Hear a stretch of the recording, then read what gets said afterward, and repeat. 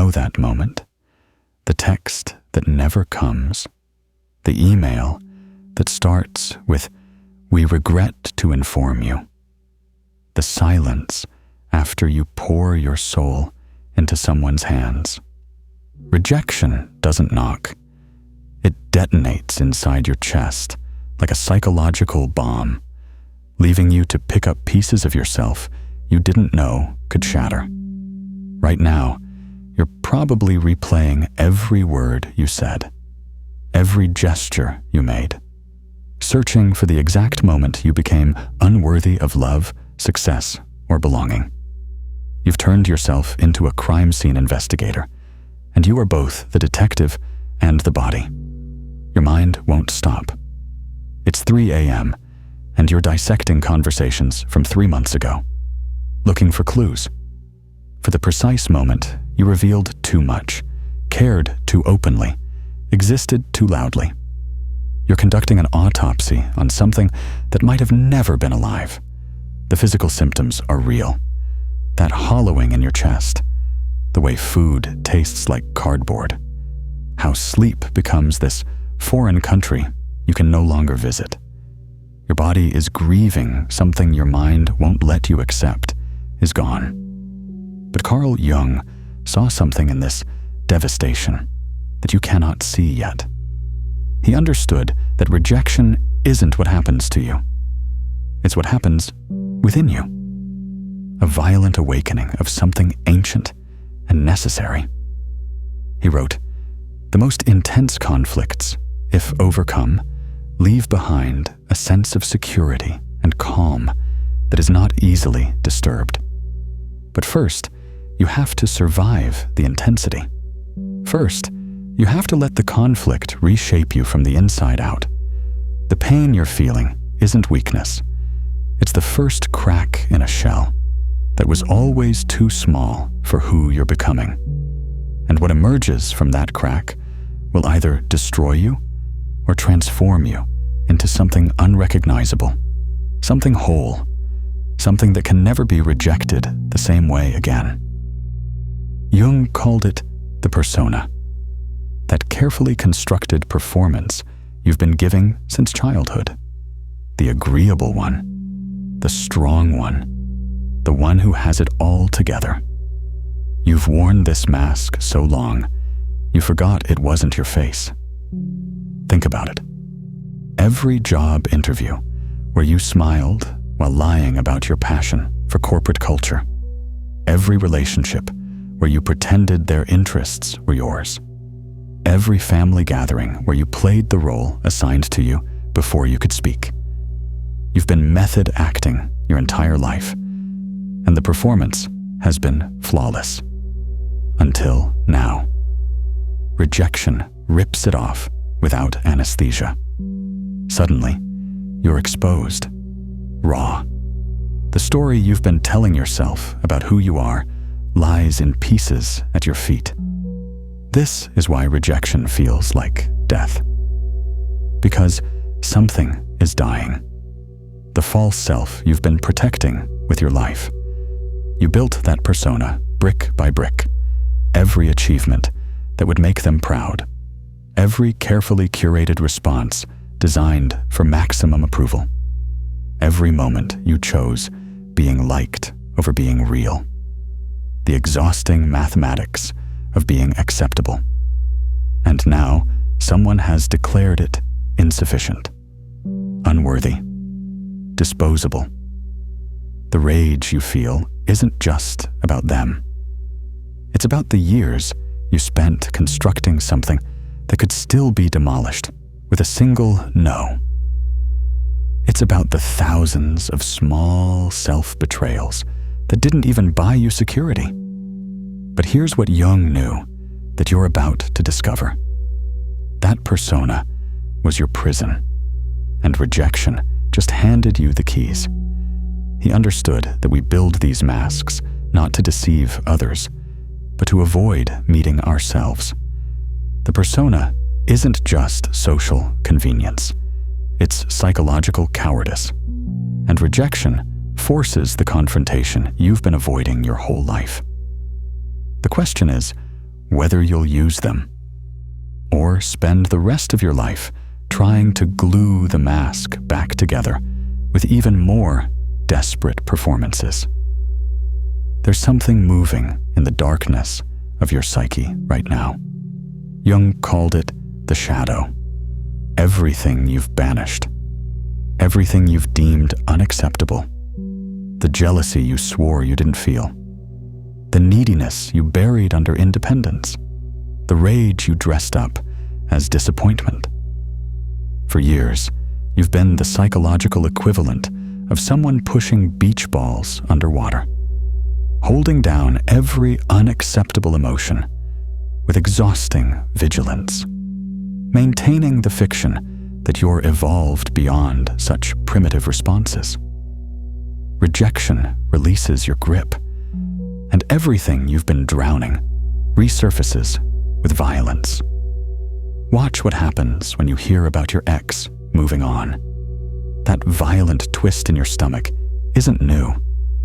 It's ancient. It's every moment you told yourself you were above jealousy, coming to collect its debt. The shadow doesn't forget. It waits. It compounds interest on everything you've denied. And now it's here, in your bedroom at 3 a.m., in the texts you write but don't send, in the social media stalking that leaves you feeling hollowed out and disgusted with yourself, in the fantasies of revenge you'd never admit to anyone. This is shadow work happening without your consent. Jung wrote, "Everyone carries a shadow, and the less it is embodied in the individual's conscious life, the blacker and denser it is. Rejection makes that density unbearable. It forces consciousness where you've insisted on unconsciousness. Most people run from this darkness. They drink it away, distract it away, pretend it away. New relationship, new job, new city. Anything to avoid sitting with what rejection has awakened. But Jung saw this eruption as sacred, because the shadow isn't your enemy. It's your completion trying to happen. Every trait you've disowned is a piece of your wholeness you traded for acceptance. And rejection is forcing you to reclaim what you sold. The jealousy contains your capacity for deep attachment. The rage holds your power to defend your boundaries. The neediness reveals your authentic hunger for connection. The pettiness shows where you've been too noble for your own good. These aren't character flaws. They're amputated parts of your soul trying to reattach. But integration requires something most people won't do. You have to stop running from what rejection awakened. You have to turn toward the monster in your basement and ask it what it needs. Here's where Jung's insight becomes surgical. That person who rejected you. You're not actually seeing them. You're seeing yourself reflected back through a funhouse mirror of your own making.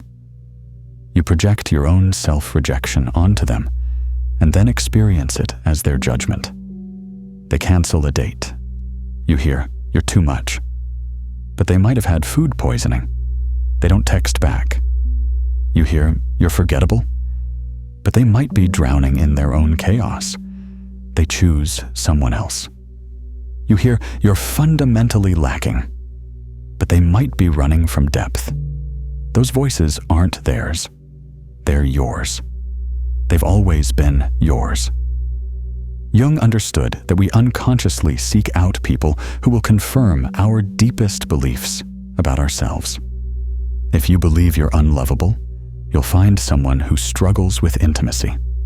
If you believe you're too intense, you'll be drawn to those who fear depth. If you believe you don't deserve good things, you'll be magnetized to people who can't give them. You're not just experiencing rejection. You're experiencing the externalization of your internal abandonment. Think about your rejection patterns. The same themes keep repeating, don't they? Different faces, same wounds. different contexts, same conclusions. You're not unlucky, you're unconscious. You're casting the same shadow play with different actors who don't even know they're in your psychological theater. This is why the same rejection hits different people differently. One person shrugs it off. Another spends months in therapy. The difference isn't in what happened. It's in what was already living inside them, waiting for activation.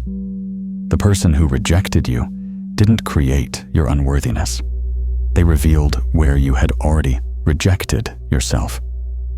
They're just the messenger for a message you wrote yourself long ago. And until you see this projection, you'll keep casting the same shadow play with different actors. You'll keep finding people to confirm what you already believe about yourself. You'll keep calling it bad luck when it's actually unconscious precision. Jung discovered that we don't just have personal shadows. We carry collective ones, ancient patterns of human experience that live in our bones. He called them archetypes, and rejection awakens them with primordial force. When romantic rejection hits, you're not just you anymore. You're every abandoned lover in human history. The lover archetype awakens, and with it comes the full mythology of abandonment, betrayal, and loss. You're Medea. You're Othello. You're every poet who ever wrote about love's cruelty. Your personal heartbreak connects to an ancient river of human heartbreak. This is why love songs written centuries ago still make you weep. Why poetry about loss feels like it was written about your specific situation. You're not just experiencing your rejection. You're experiencing rejection itself as a human universal. When professional rejection strikes, the hero archetype staggers. You're not just someone who didn't get the job. You're the warrior who failed the quest, the chosen one who wasn't chosen. Every story you've ever heard about failure and redemption activates in your cells. Social rejection triggers the orphan, that primordial terror of being cast out from the tribe. In prehistoric times, this meant death. Your nervous system doesn't know we've invented civilization. It still thinks rejection means you'll die alone in the wilderness. The amygdala can't tell the difference between being unfriended on Facebook and being exiled from the village. This is why rejection feels so disproportionately catastrophic. You're not overreacting. You're experiencing the full weight of human evolutionary history compressed into a single moment. Every ancestor who was ever cast out is screaming in your DNA. But here's Jung's revelation. These archetypes aren't just wounds. They're initiations. The lover's rejection teaches the difference between attachment and love, between possession and connection, between needing someone and choosing them. The hero's failure reveals that worthiness doesn't come from achievement. It comes from the willingness to fail and continue. The orphan's abandonment shows that belonging starts within, that you can never be exiled from yourself unless you consent to it. Every rejection is an archetypal death and rebirth, but most people get stuck in the dying. They never make it to the rebirth because that requires accepting the death as necessary. Jung had a word for what rejection is trying to make you become. Individuation. The process of becoming who you actually are, not who you learned to be, not who they needed you to be, not who you thought you had to be to survive. It's psychological alchemy, and rejection is the fire. The persona melts, revealing the face underneath. The shadow emerges, bringing with it everything you thought you couldn't be. The projections become conscious, showing you the movie you've been directing. The archetypes activate, connecting you to something larger than your personal pain. This isn't comfortable. Jung never promised comfort. He promised wholeness. And wholeness requires incorporating everything. The parts you're proud of and the parts that make you cringe. The light and the dark. The acceptable and the exiled. Individuation means gathering every exiled part of yourself and saying, "You belong here." The rage you've been apologizing for, the sensitivity you've been numbing, the intensity you've been dimming, the wildness you've been domesticating, the authenticity you've been negotiating down to a palatable dose. Rejection accelerates this process because it breaks your addiction to external validation. When someone says no to your false self, they're inadvertently saying yes to your true becoming. They're freeing you from the exhausting performance of being who you think you need to be. But here's what most people miss. Individuation isn't about becoming someone new. It's about excavating who you've always been from under the rubble of who you thought you had to be. It's archaeology of the self. And rejection is the dynamite that blasts through the layers of sediment. The ones who rejected you? They're unconscious midwives to your psychological birth. They don't know it. You didn't know it. But every no was clearing space for a yes you couldn't have received with your mask on. Jung understood that individuation often requires a descent, a catabasis, a journey to the underworld of the psyche. Rejection is your ticket to that underworld, the price of admission to your own depths. This isn't spiritual bypassing. The pain is real. The loss is real. But so is the transformation trying to happen through it. And you can't have the transformation without the demolition. Jung studied alchemy, not for its chemistry, but for its psychology. The alchemists were trying to turn lead into gold. Jung saw they were really describing the transformation of human suffering into wisdom. The opus contra naturam, the work against nature, because naturally we avoid suffering. But alchemically, we transform it. Rejection is your lead. Heavy, toxic, worthless in its current form, poisoning your system with its presence. But here's the alchemical secret. You don't transcend the lead. You don't throw it away. You don't pretend it's already gold. You work with it. You heat it with consciousness until it reveals what it's always been. Next time rejection hits, instead of asking, "Why me?" ask, "What part of me just got exposed?" This isn't self-blame. It's self-archaeology. You're excavating the patterns that keep repeating. Someone ghosts you? Where do you ghost yourself? Where do you disappear from your own life? Someone says, "You're too intense." Where do you abandon your own intensity? Where do you dim yourself before anyone else can? Someone chooses another? Where do you consistently choose others over yourself? Where do you betray yourself for acceptance? The rejection pattern outside is always reflecting a rejection pattern inside. Always. Without exception. This is painful to see. It's supposed to be. Jung called it the moral problem of individuation. You have to take responsibility not for what happened to you, but for what you're going to do with what happened to you. You have to own your part in the pattern without drowning in self-blame.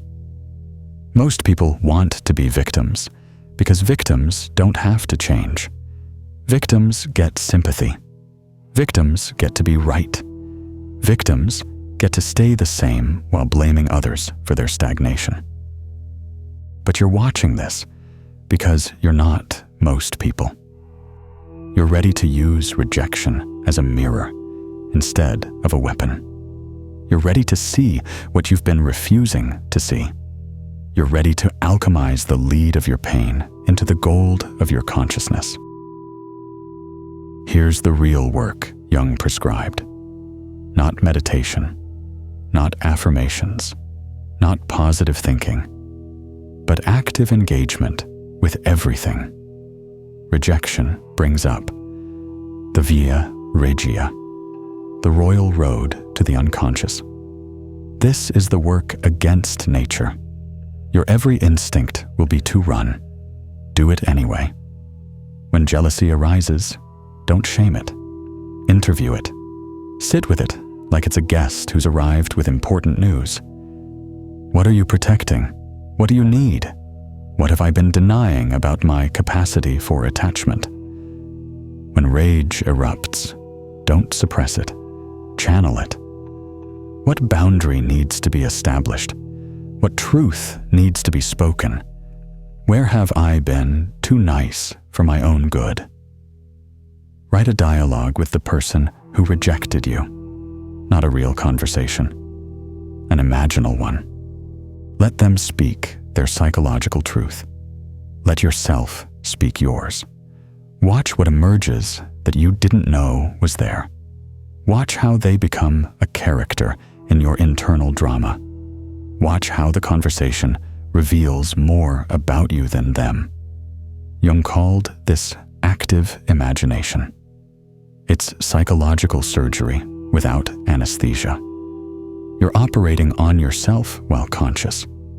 You're both the surgeon and the patient, the wound and the healing. Pay attention to your dreams after rejection. The unconscious doesn't sleep. It's processing what your ego can't handle. That dream about drowning, that's your ego dissolving. That dream about flying, that's your authentic self trying to emerge. That dream about the person who rejected you, that's your psyche trying to integrate the experience. Keep a rejection journal, not to wallow, to witness. What patterns repeat? What shadows emerge? What projections become obvious? What stories do you tell yourself? This isn't self-torture. It's self-revelation. It's making the unconscious conscious. The hardest practice. Thank the rejection. Not spiritually bypass it. Not pretend it doesn't hurt. Not make it okay when it's not okay. But acknowledge it as a violent grace. A ruthless teacher. A merciless liberator. Because every rejection is removing something that was blocking your becoming. Sit in meditation, not to find peace, but to feel everything you've been avoiding. Let the rejection move through you, like weather. Don't try to change it.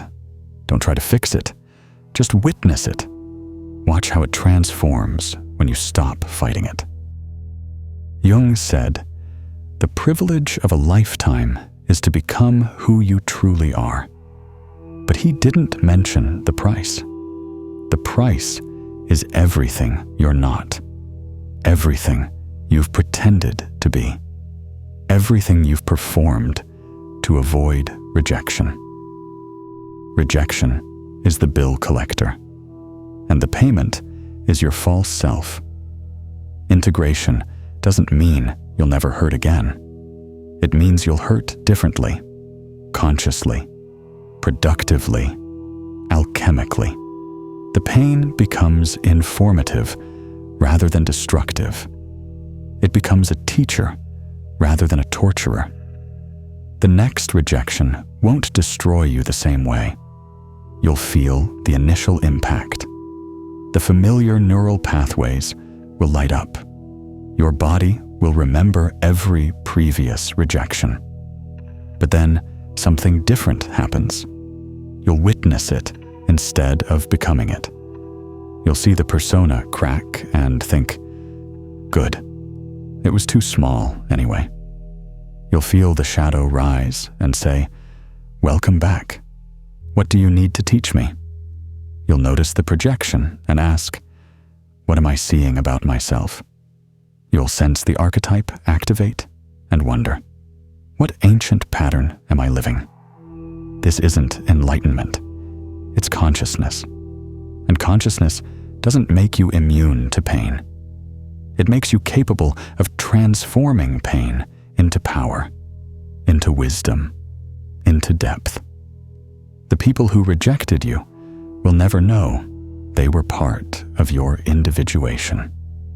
They're living their own unconscious patterns, playing their roles in your psychological drama without reading the script. They're extras in your hero's journey who don't know the movie they're in. But you'll know. And that knowledge changes everything. Because once you understand rejection as initiation, you stop fearing it. You don't seek it out. You don't become masochistic. But when it arrives, you know what to do with it. You know how to read its message. You know how to extract its medicine. You alchemize it. You individuate through it. You become more yourself because of it. Here's what Jung knew that modern psychology won't tell you. Rejection isn't a problem to be solved. It's a sacred wound that teaches you the difference between who you think you are and who you actually are, between the performance and the person, between the mask and the face. Every single rejection you've experienced has been trying to free you from a prison you didn't know you were in. The prison of being acceptable. The prison of being chosen. The prison of being validated by others who are just as lost as you are. The prison of living someone else's life in your body. The gift isn't that rejection stops hurting. The gift is that it starts hurting differently. Instead of confirming your worthlessness, it reveals your attachments. Instead of proving you're broken, it shows you where you're still trying to earn your existence. Instead of destroying you, it destroys what needed to die anyway. You want to know the ultimate paradox Jung discovered? The people who reject you are doing you a favor. They'll never understand they're forcing you to choose yourself in a way their acceptance never could. They're giving you the opportunity to discover that your worth was never up for vote. This isn't comfort, it's truth. And truth is what sets you free, even when it arrives dressed as devastation.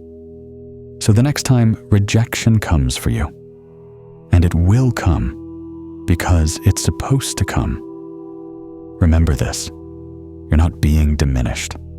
You're being initiated. You're not being broken. You're being broken open. You're not being abandoned.